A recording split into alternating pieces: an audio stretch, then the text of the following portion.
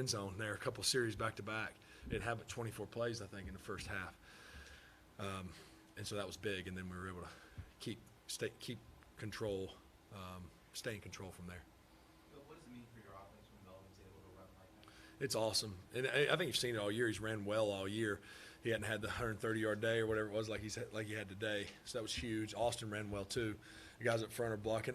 We had a heck of a plan, and they executed it. But it's huge. We talked about the balance, and I think that's what helps some of those run actions, those two back to back. And it hadn't been many days where we ran for more than we've thrown that I can remember in a long time. But those are fun. I'll take those anytime we can get them. Does that help you at the end of the game be able to close it out? I think so. And we didn't close it out in great fashion, and obviously the interception there, and of course Melvin's going to tell you he should have caught it, but I can make it easier on him. A hot ball is not ideal. He can make the catch, but it's not a great throw. So we'd like to finish it a little cleaner, but it is nice the way we were still able to run the ball and get some first downs, and then Dez got a huge pick there late, and a good finish. Is that one of the best blocks you've ever thrown? I don't know. I wanted him just to pick a side. I was like, dadgummit, he kept going in and out on me. I'm not real comfortable out there, but I was able to stay in front and not get a holding, so that's positive. Did you get an opportunity to chat with Baker Mayfield either before or after the game? I did not get to after. I was trying to see him, and I talked to a few of the defensive guys, and then I kind of looked for him, and I didn't. I'm sure he talked to some other guys. He's a gritty, tough, competitive guy that's got a heck of a career ahead of him. He made some really good throws today that were close, if I wasn't pulling against them to be called, I'd have been saying, shoot, should have caught those. A couple of them I thought maybe they should have caught, but glad they didn't. But he's gonna have a heck of a career, and you can just tell in his command, running no huddle and doing all that stuff, and his third, fourth start, he's gonna be just fine. What do you say to a young guy like that after? If you were to say something to a young guy like that suffers a tough loss like this today, what kind of advice would you have? Well, I was able to learn that a little bit from watching with Drew those first 2 years of handling that. Of course, and he's lost some tough games before in Oklahoma. Not many. He's used to winning most of them, but I think it's just that in this league at the quarterback position, at all positions, is you're going to win big games, you're going to lose some, and you come back in on Monday and you do the same thing, and Tuesday the same thing, and you're in this thing for the long haul. If you ride the roller coaster, it can be tough. And so that's what I would have said, and not that he needs that to be heard from me, but he's scrappy and tough. I've never seen him in person. I've seen him obviously in college, but he's going to be a heck of a player. Philip, I know you're a team guy, but how satisfying has the start been for you?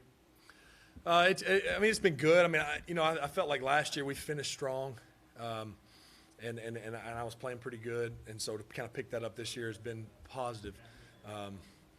But it is. It's all about the team. I hate to have the interception and all those things late, but whatever the numbers, I really don't care anymore. I do because if you play well, you give yourself a chance to win. But those things and where you stack up, and unless it's direct correlation to winning, that's really all it's about. On the one play, it looked pretty clear that Russell moved two false started. Did you see that play, or did you sense that? It was close. Yeah, it was close, and he may have been early. But that's the way it goes sometimes. You get some of those that couldn't go either way, whether it be a hold, whether it be an interference, whether it be an offsides or a false start. And obviously that was a huge play because we ended up scoring a touchdown. But sometimes that's the way it goes. I felt like we did enough. Obviously we controlled the things we can control, and then if we got a bounce or a call our way, sometimes it happens the other way. Was it good to get a win here based on what happened 2 years ago? Yeah, it was good. It was even more good to get a win here because we're going to be here a while. I could not imagine. I was just, you don't let those negative thoughts creep in, but I did say to myself, or I may have said it to Melvin Ingram getting off the bus when we pulled in. I said, we cannot lose this game and then stay here for 4 or 5 days. That would have been I couldn't think of anything much worse. But, yeah, it was good to win. Good to get a couple in a row, stringing out 3 in a row, and we got a chance to do what we said. Now I can talk about the Titans in 5-2 because that's ahead of us. And we got a chance to get that done. It'll be a heck of a challenge. We got to travel. They do too. All things are equal from that standpoint. But and then we get by, get rested up, get some guys healthy, and go for the home stretch. So what are you going to do in Cleveland for 4 or 5 days? I will be as prepared as ever for this Titans game. I can tell you that. Not that I'm always prepared every week, but it'll be a ton of time to study. I won't be going home in the evening. So, but no, I always have plenty of time to do that. But yeah, not a whole lot. Be a lot of good team bonding though. Phil, 4-2 right now, a chance to go 5-2 going into the bye. You had this week like you're talking about. How much does this, bring a team together? Get 4 in a row, have this whole week together bonding wise. And I think it can be really good for us. We already are a close team, but I think it can be really good for us. And I think the way we're winning, there's just so many guys contributing. It's not one side of the ball. It's not one guy. It's not one element, whether it be passing game or run game. It's everybody, offense, defense, and special teams. I know that's a little cliche to say it, but that's how you win. And for us to have so many guys contributing in every different phase, I think that helps too. There's not one side carrying the other. It's truly been team wins here these last couple, and that's only going to help us moving forward. This defense has played some really good quarterbacks very well this season. You've got Miles Garrett on the Browns, Denzel Ward, Mary Ogunjobi. You had to probably come in here, pretty ready for those guys.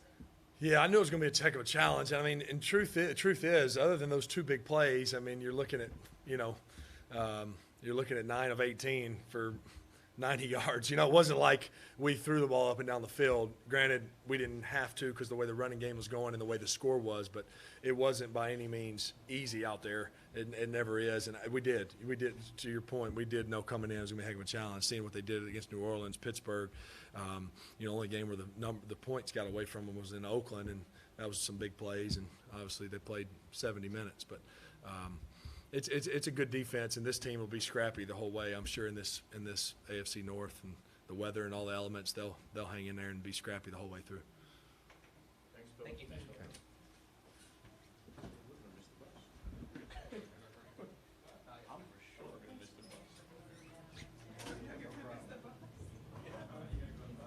We got a van though for this.